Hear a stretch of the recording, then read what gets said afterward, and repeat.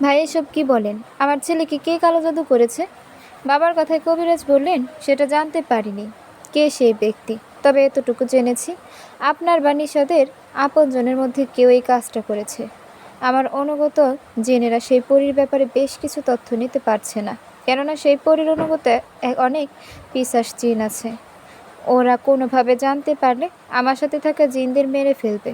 তবে আমি চেষ্টা করব কে কালো জাদু করেছে সেটা জানার। আমি জানতে পারলে আপনাদের বলবো, চিন্তা করবেন না। কবিরাজের কথায় বাবা বললেন, কি আমাদের আপনজনদের মধ্যে কেউ এটা করেছে? কবিরাজ: হ্যাঁ, আমার জিনেরা এরকমই ধারণা করছে। ওরা বলছে খুব সাবধানে তথ্য নেবে। আর এটা এমন একটা কালো জাদু যেটার ব্যাপারে সহজে খোঁজ খবর নেওয়া যায় না। নিশাদের মামা আমার ভালো বন্ধু, সেক্ষেত্রে আমি ব্যাপারটা গুরুত্বপূর্ণভাবে নিয়ে কাজ করছি। আপনারা কোনো চিন্তা করবেন না, আমি যেভাবে হোক জেনেই ছাড়ব কে কালো জাদু করছে।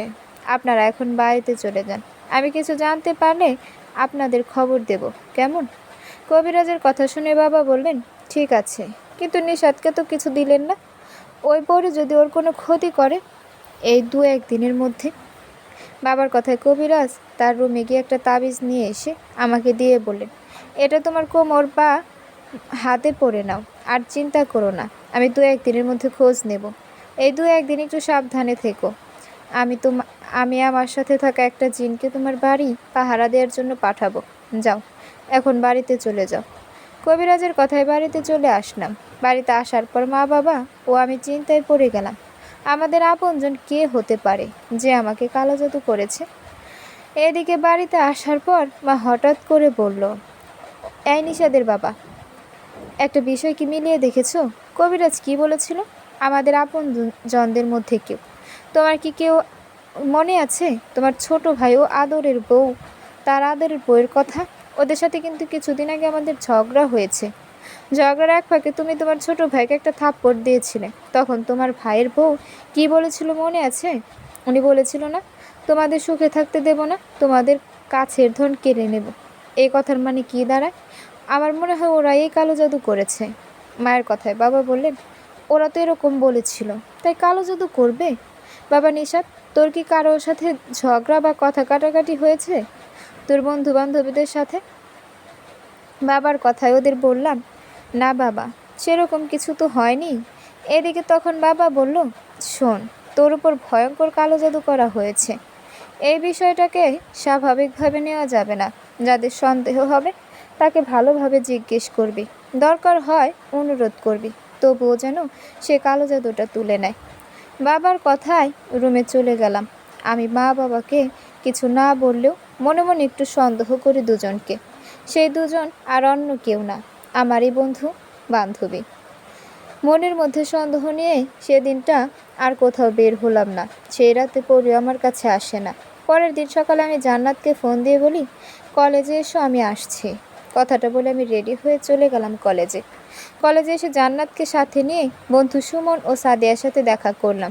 ওদের সাথে দেখা হতে আমি বললাম, সুমন, সাদিয়া, তাদের ফাঁকা কোথাও ডাকলাম কিছু বলার জন্য। আমি গতকাল কবিরাজের কাছে গিয়েছিলাম। কবিরাজ বলেছে আমাকে কালো জাদু করা হয়েছে। আমাকে কালো জাদু করেছে আমারই আপন কাছের কেউ। কবিরাজের কথায় আমার সন্দেহ 3 জন আসছে, আমার ছোট চাচা ও চাচি, এদিকে সুমন, তুই আর সাদিয়া। আমার কথায় সুমন বললেন, মানে কি? আমাকে সন্দেহ করার কারণ কি? আমি তোকে কালো জাদু করতে যাব কেন? সুমনের মতো সাদিয়াও একই কথা বলল। সাদিয়া বললেন, আমি কেন এসব করব তোর সাথে? আমার কিসের শত্রুতা তোর তোর সাথে? ওদের দুজনের কথা আমি বললাম, সুমন, তুই আমার ভালো বন্ধু। এই যে জান্নাত, ও আমার গার্লফ্রেন্ড। আমি কিন্তু সবই জানি। তুই জান্নাতকে পছন্দ করতি, এখনও করিস, জান্নাতকে ভালোবাসিস তুই, কিন্তু ওর সাথে প্রেম হয়েছে আমার। এই জন্য রেগে গিয়ে তো কালো জাদু করতে পারিস আমার উপর, তাই না? আর সাদিয়া, তুই তো আমাকে পছন্দ করতি, তোর সাথে রিলেশন করিনি বলে তুই তো আমার উপর রেগে এই কাজটা করতে পারিস। দেখ, আমি সরাসরি তোদের কাউকে দোষ দিচ্ছি না, সরাসরি একটা কথা বলছি, আজ না হয় কাল, যেভাবে হোক আমি জানতে পারবো কে কালো জাদু করেছে আমাকে। তাই তোদের ভালোভাবে বললাম, তোদের মধ্যে যে এই কাজটা কেউ করে থাকলে স্বীকার কর, আমার আর আমার উপর থেকে কালো জাদু তুলে নেয়। আমার কথায় সুমন বলল, না না ভাই, আমি মানলাম জান্নাতকে পছন্দ করি, তাই বলে এরকম একটা পাপ কাজ করতে পারি না। আমি এই ব্যাপারে কিছু জানি না, আমি কিছুই করিনি। সুমনের কথা শেষ হতে না হতেই সাদিয়াও বলল, হ্যাঁ নিশাত, তুই বিশ্বাস কর, আমি এরকম একটা কাজ করতে করতে পারি না, আমি কিছু করিনি। সাদিয়া ও সুমনের কথায় জান্নাত বললেন, সুমন, সাদিয়া, তোমরা কেউ এই কাজটা করে থাকলে বলো। এখানে শুধু নিশাদের সমস্যা হচ্ছে না, ওর সাথে আরও আমারও সমস্যা হচ্ছে। আমি ওর গার্লফ্রেন্ড বলে সেই পরি আমাকে অনেক ভয় দেখাচ্ছে। দুদিন ধরে আমার সাথে ভয়ঙ্কর কিছু হচ্ছে। তোমরা এই অপরাধটা করলে স্বীকার করো। জান্নাতের কথায় সুমন, সাদিয়া একই কথাই বলল, ওরা কিছু জানে না। ওদের কথায় আমি বললাম, ঠিক আছে, তাহলে অপেক্ষা করি। একদিন না একদিন সত্যিটা তো সামনে আসবে, তাই না? কথাটা বলে বাড়িতে চলে গেলাম আমি। বাড়িতে যাবার পর শুনলাম মা বাবা আমার ছোট চাচা চাচির কাছে গিয়ে সব খুলে বলেছে। মা বাবা চাচাকে বলছে ওরা কি আমাকে কালো জাদু করেছে কিনা। মা বাবার কথায় চাচা চাচি অস্বীকার করে মা বাবাকে তাড়িয়ে দিয়েছে। ওদের এমন ব্যবহারে সন্দেহটা আরও বেড়ে যায়। সন্দেহ করে যেন কাউকে দোষ দিতেও পারছি না।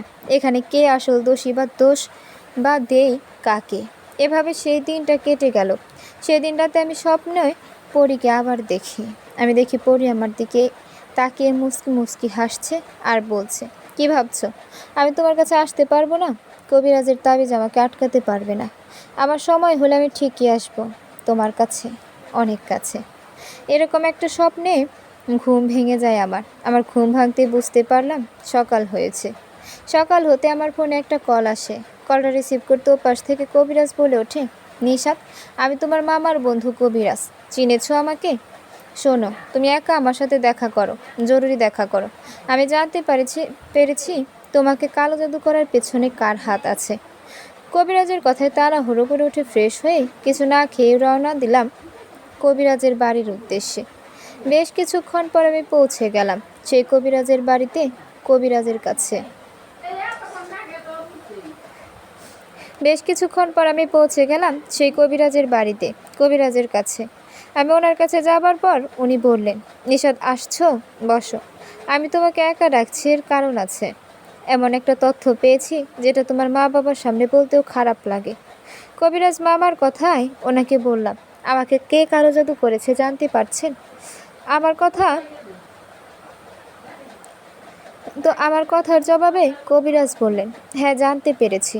কথাটা বললে হয়তো বিশ্বাস করবে না বা মানতে চাইবে না, কিন্তু এটাই সত্যি। তোমাকে কালো জাদু করেছে তোমার গার্লফ্রেন্ড জান্নাত। কি? জান্নাত? না না, এটা এটা হতে পারে না। আমি বিশ্বাস করি না। জান্নাত এই কাজ করতে পারে না। ও আমাকে অনেক ভালোবাসে। আমার জন্য তো ওরও অনেক সমস্যা হয়। আমার কথা শুনে কবিরাজ মুচকি একটা হাসি দিয়ে বললেন, তোমার মনে হয় জান্নাত তোমাকে ভালোবাসে, কিন্তু না, ও সবটা অভিনয় করছে। কেন করছে সেটা আমি জানি না, শুধু এটাই জানি ও তোমাকে কালো জাদু করেছে। তুমি হয়তো জানলে অবাক হবে, তোমাকে কে কালো জাদু করেছে এটা খোঁজ নিতে আমার সাথে থাকা একটা জিন মারা গেছে। ওই পরী একে মেরে ফেলেছে। তুমি আমার বন্ধুর ভাগিনা হও, তাই অনেক কষ্টেই তথ্যটা তোমাকে দিলাম। এটাই সত্যি, তোমাকে তো কালো জাদু করেছে তোমার গার্লফ্রেন্ড জান্নাত। ও কেন তোমাকে কালো জাদু করেছে সেটা ওর কাছে জেনে নাও, এটাই ভালো হবে। কবিরাজের কথায় মাথা ঘুরতে লাগলো। জান্নাত আমার গার্লফ্রেন্ড, ও এসব কেন করলো? মনের মধ্যে রাগ নিয়ে কবিরাজের ওখান থেকে বেরিয়ে বন্ধু সুমনকে ফোন দিয়ে বললাম, জরুরি দেখা কর। আমার কথায় কিছুক্ষণ পর সুমন দেখা করে ওকে নিয়ে গেলাম জান্নাতের কাছে। জান্নাত ফাঁকা কোথাও আমার সাথে দেখা করতে আসছে। ও এসে আমাকে বলল, কি ব্যাপার, দুজনে একসাথে? কোথা থেকে ফিরলে? তোমাকে এরকম লাগছে কেন? জান্নাতের কথা ওকে বললাম, কবিরাজ বাড়ি থেকে আসলাম। আমাকে কে কালো জাদু করেছে উনি বলেছেন। আমার কথায় জান্নাত বলল, তাই নাকি? কে করেছে তোমাকে কালো জাদু? বলো, তার নাম বলো। তোমার চাচা চাচি নাকি সুমন বা সাদিয়া, কেউ বলো। জান্নাতের কথা ওকে ঠাস করে একটা থাপ্পড় দিয়ে বললাম, অভিনয় বন্ধ করো। আমার থাপ্পড় খেয়ে জান্নাত বলল, মানে কিসের অভিনয়? চুপ, একদম চুপ। অনেক অভিনয় হয়েছে। আমাকে কেন কালো জাদু করেছো সেটা বলো। আমার কথায় জান্নাত একটা হাসি দিয়ে বলল, ওহ, তাহলে তুমি সবটা জেনে গেছো? সবটা যেহেতু জেনে গেছো, তাহলে শোনো, আমি তোমাকে কালো জাদু করেছি। তোমাকে আমি বাঁচতে দেব না, তুমি মরবা, যেভাবে মরে গেছে আমার বড় বোন সুমি। কি? সুমি তোমার বড় বোন? হ্যাঁ মিস্টার নিশাদ, তুমি আমার সুমি আমার আপন বড় বোন ছিল, যাকে তুমি কালো জাদু করে মেরেছো। আমার আপু তোমার সাথে রিলেশন করেনি বলেই তুমি আপু কেমন কালো জাদু করেছো, যেন আপুর সুন্দর চেহারা দিন দিন নষ্ট হয়ে আপু রক্ত শূন্য হয়ে মারা যায়। আপুকে কালো জাদু করেছো, কিন্তু আমার মা বাবা এই বিষয়টা বুঝতে পারেনি। আপুকে দিনের পর দিন ডাক্তার দেখিয়ে হাসপাতালে ভর্তি করিয়েও কোনো লাভ হয়নি। আপু অসুস্থ হয়েই মারা গেছে। আমি থাকতাম আমার নানা বাড়িতে। আব্বু মারা যাওয়ার পর আমি বাড়িতে আসি। বাড়িতে আসার পর আমি কোনোভাবে জানতে পারি এমনি এমনি মারা যায়নি, ওকে কালো জাদু করা হয়েছে, কালো জাদু করে মারা হয়েছে। আপুকে কে কালো জাদু করেছে সে বিষয়ে খোঁজ নিতে গিয়ে পলাশ ভাইয়ের কাছে জানতে পারি তুমি আপুকে কালো জাদু করেছো। পলাশ ভাই বলেছে তোমার কথা। কি? পলাশ ভাই বলেছে? জান্নাত। হ্যাঁ, পলাশ ভাই সবটা বলেছে। জান্নাতের কথায় ওর হাতটা ধরেই বললাম, আসো আমার সাথে। এদিকে জান্নাত হাতটা সরানোর চেষ্টা করতে করতে বললেন, ছাড়ো আমাকে, কোথায় নিয়ে যাচ্ছ আমাকে? ওর কথার ওর কোনো উত্তর না দিয়ে সোজা চলে গেলাম পলাশ ভাইয়ের কাছে। পলাশ আমার 1 বছরের সিনিয়র। উনি খুব ভালো একটা ছেলে। ওনার সাথে মাঝে মধ্যে আমার ঝামেলা হয়। বলতে পারেন উনি আমার শত্রু, আমি ওনার শত্রু। তো জান্নাতকে নিয়ে পলাশ ভাইয়ের কাছে গিয়ে কোনো কথা না বলে পলাশ ভাইয়ের গালে ঠাস করে 2টা থাপ্পড় দিয়ে বললাম, বড় ভাই মনে করতাম আপনাকে, বড় ভাই, এই আপনার ব্যবহার। আমার থাপ্পড় খেয়ে পলাশ ভাই বলল, এটা কি হলো, তুই আমাকে থাপ্পড় দিলি কেন? ওনার কথাই বললাম, জান্নাতকে আপনি কি বলেছেন? ওর বড় বোন সুমি নাকি? সুমি সুমি নাকি আমি পছন্দ করতাম ওর বোনকে? নাকি আমি কালো জাদু করেছি? এটা কেন বলেছেন ওকে? আমার কথায় পলাশ ভাই বললেন, না আমি কিছু বলিনি, আমি কিছু জানি না, আর তুই আমার সাথে ঝামেলা করবি না বলে দিলাম। এই বলে উনি সেখান থেকে চলে গেলেন। উনি চলে যাবার পর আমি জান্নাতের দিকে তাকিয়ে বললাম, বুঝতে পারছো তো কে আসল দোষী? একটা বাজে ছেলের কথায় তুমি আমার সাথে ভালোবাসার অভিনয় করে আমাকে কালো জাদু করলা। এটাই ছিল তাহলে আমার ভালোবাসার প্রতিদান? তোমার বোনকে আমি পছন্দ করিনি, আর কালো জাদুও করিনি। পলাশ ভাইয়ের সাথে আমার শত্রুতা থাকার কারণে উনি আমার নামে মিথ্যা কথা বলছে। তোমার বোনকে কালো জাদু করছে পলাশ ভাই নিজে। পলাশ ভাই তোমার বোনকে অনেক পছন্দ করত, তোমার বোনকে প্রপোজ করেছে, আর তোমার বোন সবার সামনে পলাশ ভাইকে থাপ্পড় মারায় পলাশ ভাই প্রতিশোধ নিতে এটা করেছে। দোষ করেছে উনি, মাঝখান থেকে ফেঁসে গেলাম আমি। আমার কথায় সুমন বলল, হ্যাঁ জান্নাত, নিশাদ যা বলছে সত্যি বলছে। পলাশ ভাই ভালো না, নেশা করে ওর কথায় তুমি নিশাদের সাথে এমনটা করবা ভাবতেই পারছি না। এদিকে সব শুনে জান্নাত ওর ভুল বুঝতে পারলো। জান্নাত কান্না করতে করতে আমাকে বলল, নিশাদ সরি, আমাকে মাফ করো, আমি বুঝতে পারিনি।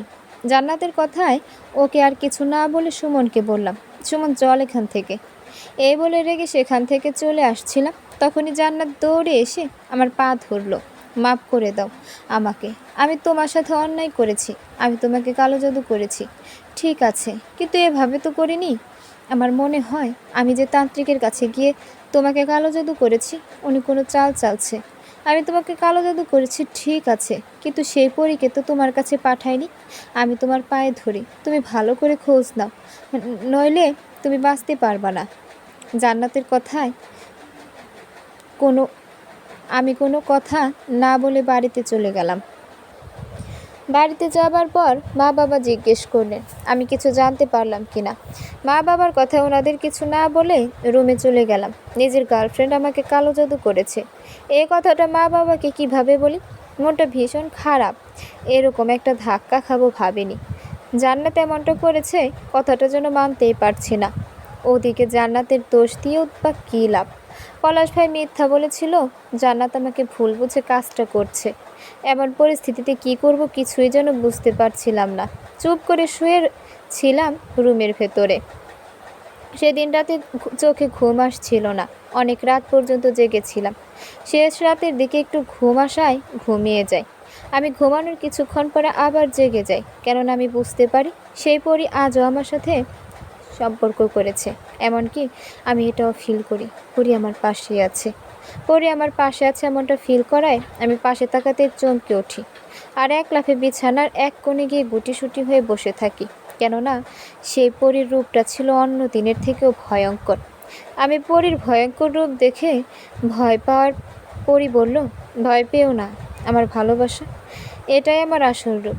আমি বৃদ্ধ একটা পরী, নিজেকে সুন্দর আর শক্তিশালী করতেই তোমার মতো যুবকদের রক্তপান করি। এই বলে পরী ভয়ঙ্করভাবে হাসতে লাগলেন। পরীর এই ভয়ঙ্কর হাসি দেখে আমি নিজেকে ধরে রাখতে না পেরে জ্ঞান হারিয়ে ফেলি। পরের দিন সকালে মা বাবা আমাকে অনেক ডাকাডাকির পর যখন আমি দরজা খুলছিলাম না, তখন ওনারা দরজা ভেঙে আমার রুমে এসে আমার জ্ঞান ফেরান। আমার জ্ঞান ফিরতে মা বাবা বলে, নিশাদ তুই ঠিক আছিস তো? কি হয়েছে তোর? তোকে অনেকক্ষণ ধরে ডাকছি, কিন্তু তুই দরজা খুলছিস না। তুই দরজা না খোলায় আমরা তো ভয় পেয়ে গিয়েছিলাম, তাই দরজা ভেঙে ভেতরে আসলাম। মা বাবার কথা ওনাদের বললাম। আসলে রাত ওই পরীকে দেখে জ্ঞান হারিয়ে ফেলেছিলাম। আমার কথায় মা বাবা বললেন, কবিরাজ না তোকে তাবিজ দিল, তারপরও পরী কিভাবে আসলো? আমি না হয় কবিরাজের কাছে আরেকবার যাই। বাবার কথায় আমি বললাম, না বাবা, তোমার যাবার দরকার নেই, আমি যাচ্ছি ওনার সাথে দেখা করতে। এই বলে উঠে ফ্রেশ হলাম। শরীরটা কেমন ব্যথা করছে। ফ্রেশ হয়ে নাস্তা করে নিয়ে আমি চলে গেলাম কবিরাজের বাড়িতে। সেখানে যাবার পর উনি আমাকে দেখে বলল, কি নিশাত, তোমার গার্লফ্রেন্ড জান্নাত কি স্বীকার করলো ও তোমাকে কালো জাদু করেছে? কবিরাজ মামার কথায় বললাম, হ্যাঁ জান্নাত স্বীকার করেছে। আমাকে কেন কালো জাদু করেছে সেটাও বলেছে। জান্নাত আমাকে কালো জাদু করেছে বিষয়টা মানতেই পারিনি। ওদিকে আবার গত রাতে সেই পরী আমার কাছে এসে আবারও সম্পর্ক করেছে। কালকে আমি পরীর আসল রূপ দেখেছি, কি ভয়ানক দেখতে। আপনি তো আমাকে তাবিজ দিয়েছিলেন, তারপর পরী আসলো যে আর আমাকে কালো জাদু করেছে। জান্নাত, আপনি তো জেনেই গেছেন, তাহলে কালো জাদু কাটিয়ে আমাকে সুস্থ করুন। আমার কথায় কবিরাজ মাথা নিচু করে বললেন, নিশাদ, কিছু কিছু ব্যাপারে তথ্য নিয়ে বলা যায়। তথ্য নেওয়া সহজ, কিন্তু কাজ করা কঠিন। আমি তোমার কালো জাদু কাটাতে পারবো না, এটা আমার ক্ষমতার বাহিরে। ওই পরীর মোকাবেলা করার আমার পক্ষে সম্ভব না। তোমার কালো জাদু কাটাতে পারে একমাত্র সে, যে তোমাকে কালো জাদু করেছে। তুমি বাঁচতে চাও তাহলে ওই কবিরাজ বা তান্ত্রিকের কাছে যাও, উনি পারবে তোমার কালো জাদু কাটিয়ে বাঁচতে পারে। তাই যত তাড়াতাড়ি পারো ওনার কাছে চলে যাও। কবিরাজের কথায় বুঝতে পারলাম সামনে আমার জন্য মৃত্যু অপেক্ষা করছে। নিজের জীবন বাঁচাতে কবিরাজের ওখান থেকে বেরিয়ে জান্নাতকে ফোন দিয়ে বললাম দেখা করতে। আমার কথায় জান্নাত দেখা করায় ওকে বললাম, চলো নিয়ে আমাকে, যে তান্ত্রিকের কাছে গিয়ে আমাকে কালো জাদু করেছো এক্ষুনি নিয়ে চলো। আমার কথায় জান্নাত কোনো কথা না বাড়িয়ে সে তান্ত্রিকের কাছে নিয়ে গেলেন আমাকে। আমি ওনার কাছে যেতে উনি কর্কশ গলায় বলে উঠলেন, আমার কাছে এসে কোনো লাভ হবে না, ও তোমাকে বাঁচতে দেবে না, তোমাকেও মেরেই ফেলবে। এই বলে তান্ত্রিক একটা শয়তানি হাসি দিলেন। তান্ত্রিকের কথায় আমরা ওনার পাশে গিয়ে বসে পড়লাম। এদিকে জান্নাত তখন তান্ত্রিককে বললেন, চাচা আমাকে চিনতে পেরেছেন? আমি কিছুদিন আগে আপনার কাছে এসেছিলাম একটা ছেলেকে কালো জাদু করতে। ওই যে সেই ছেলে, আমি ভুল বুঝে ওকে কালো জাদু করেছি। আমি আমার ভুল বুঝতে পারছি, আপনি দয়া করে ওর ওপর থেকে কালো জাদু কাটিয়ে দিন। জান্নাতের কথায় তান্ত্রিক বললেন, না সেটা আর সম্ভব না, ও ওর কাজ হাসিল করবে, আমি এই কালো জাদু আর কাটাতে পারবো না। ওনার কথায় বললাম, জান্নাত আমাকে কালো জাদু করাতে যত টাকা দিয়েছে আমি তার থেকে আপনাকে দ্বিগুণ টাকা দেব, তবুও আমার উপর থেকে কালো জাদু তুলে নেন। আমার কথায় তান্ত্রিক বলল, না না আমি পারবো না, তোমরা চলে যাও, এক্ষুনি চলে যাও। তান্ত্রিকের এমন ব্যবহারে কোনো উপায় না পেয়ে ওনার পায়ে ধরে কান্না করতে করতে বললাম, দয়া করে কালো জাদুটা তুলে নিন। আমি যদি আপনার ছেলে হতাম তাহলে কি পারতেন এভাবে তাড়িয়ে দিতে? আমার কান্না ও অনুরোধে তান্ত্রিক বললেন, ওঠো বাবা, পা ছাড়ো। দেখো দেখো বাবা, আমি স্বীকার করছি আমি তোমাকে কালো জাদু করেছি। লোকজন আমার কাছে আসে টাকার বিনিময়ে এমন পাপ কাজ করাতে। এই যে মেয়েটা, ও তোমার কথা বলায় আমি 3 রাত সাধনা করে তোমার উপর একটা খারাপ জিনকে চালন করতে চাই। কিন্তু আমি ভাবতে পারিনি আমার ডাকে আমার সাধনায় এই পরি চলে আসবে। ও যেমন তেমন পরি নয় বাবা, ওর নাম আলিয়া। আলিয়া পরীর বয়স অনেক বছর। ও শয়তানের পূজারী। ও নিজেকে শক্তিশালী করতে প্রতি এক যুগ পর পর একজন যুবক বা যুবতীর রক্ত খায়। এই জীবনে ও অনেক যুবক যুবতীকে মেরে তাদের রক্ত খেয়ে নিজের শক্তি বাড়িয়েছে। এখন ওর নজর পড়েছ তুমি। নজরে বলতে ওকে তোমার কাছে পাঠিয়েছি আমি ওকে পাঠাতে চাইনি। ওর খুব ক্ষমতা। ওই আলিয়া পরীর অনুগত একজন, দুইজন, না 3,000 পিছাস জিন আছে। ওরা এই আলিয়ার চামচা বলতে পারো। আলিয়া যা বলে ওরা তাই করে। আমি তোমাকে কালো জাদু করেছি ঠিক আছে, কিন্তু তোমার উপর থেকে কালো জাদু কাটাতে পারবো না। আমি কালো জাদু তুলতে গেলে পরি আমাকে তো পারবে, আমার বংশ নির্বংশ করবে। ও তোমার সাথে 5 বার সহবাস করেছে, আর 2 বার করতে পারলেও হবে আরও শক্তিশালী, আর তুমি রক্ত শূন্য হয়ে মারা যাবে। ওনার কথায় কান্না ভরা চোখে অনুরোধ করে বললাম, কোনো কি উপায় নেই ওর কাছ থেকে মুক্তি পাবার? আমার অনুরোধে উনি বললেন, উপায়? উপায় হ্যাঁ, একটা উপায় আছে, তবে সেটা আমি করতে পারবো না। আমার জন্য গুরু মানে আমি যার কাছে শিক্ষা নিয়েছি সেই তান্ত্রিকের কাছেও তোমার দেখা করে কথা বলতে হবে। আর উনি আমাদের মানুষদের লোকালয়ে থাকে না, উনি থাকেন গহীন একটা জঙ্গলের একটা গুহাতে। ওখানে উনি সাধনা করে, ওখানেই থাকে। আমি তোমাকে ওনার ঠিকানা দিই, তুমি কালকে ওনার কাছে যাও আর দেখা করো। তবে সাবধান, এটা কিন্তু খুব ভয়ঙ্কর জঙ্গল। ওখানে নানা রকম হিংস্র জীবজন্তু আছে, তোমার মৃত্যু হতে পারে। তান্ত্রিকের কথায় নিজের জীবন বাঁচাতে আমি রাজি হলাম। ওনার কথা মতো আমি সেই জঙ্গলে যাবার জন্য ওনার কাছে পুরো ঠিকানা চাইলাম।